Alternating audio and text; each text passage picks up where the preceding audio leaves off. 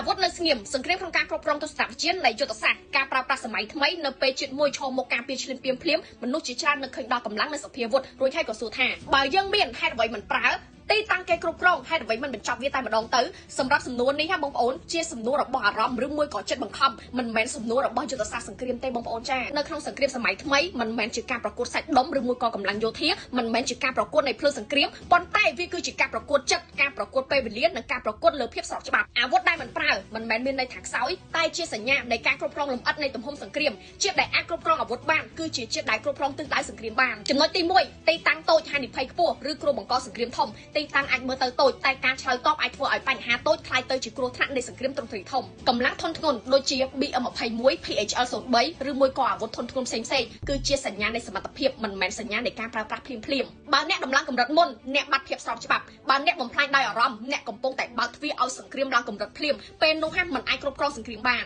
អាវុធនៅស្ងៀមតែសត្រូវចង់ដឹងថាអ្នកមានទេហើយការត្រៀមខ្លួននេះជាអំណាចដ៏ខ្ពស់បំផុតក្នុងការទប់ស្កាត់មិនអាចឲ្យសត្រូវញាក់បានឬបង្ខំបានចំណុចទី2សង្គ្រាមមិនមែនចាប់ផ្ដើមដោយកំភ្លើងសង្គ្រាមសម័យថ្មីចាប់ផ្ដើមពីការបង្កកំហឹងឬចលាចលពីព័ត៌មានបំបែកឬបង្កឲ្យមានព័ត៌មានคล้ายៗដែលជាការបង្ខំឲ្យប្រតិកម្មនឹងការតស៊ូមតិនៅក្នុងសង្គមពេលជាតិមួយខឹងនឹងស្រែកពេលស្រែកនឹងបាត់ភាពស្ងប់ពេលបាត់ភាពស្ងប់នឹងបាត់ការគ្រប់គ្រងនិងអំណាចការរក្សាអាវុធខ្លាំងដោយមិនប្រើភ្លាមគឺជាការបង្ហាញថាជាគ្រប់គ្រងអ្វីៗមុនដែលសត្រូវទទួលបានអំណាចគ្រប់គ្រងលើវាចំណុចទី3ការឆ្លើយតបថ្នាក់យុទ្ធសាស្ត្រប្រទេសតូចមិនចាំបាច់ខ្លាំងជាងគេទេតែត្រូវស្ងប់ជាងគេមានវិន័យខ្ពស់គិតវែងគ្រប់គ្រងកម្រិតបានហើយការឆ្លើយតបថ្នាក់ខ្ពស់មាន4ចំណុចឬទម្រង់សំខាន់ចំណុចកច្បាប់បង្ហាញផុសតាងនិងកិច្ចព្រមព្រៀងឲ្យពិភពលោកឃើញថាអ្នកនៅលើគោលការណ៍មិនមែននៅលើកំហឹងចំណុចខទូតបង្កើតសម្ព័ន្ធភាពអាចធ្វើឲ្យបញ្ហាតូចក្លាយជាបញ្ហាគោលការណ៍និងការគ្រប់គ្រងអន្តរជាតិចំណុចកសន្តិសុខរៀបចំកម្លាំងធនធ្ងន់និងអាវុធធ្ងន់ក្នុងស្ងប់ដើម្បីទប់ស្កាត់និងបង្ហាញសមត្ថភាពចំណុចខខាងក្នុងរឹងមាំសេដ្ឋកិច្ចសាមគ្គីភាពនិងវិន័យសង្គមជាមូលដ្ឋាននៃការកាន់កាប់អំណាចយូរ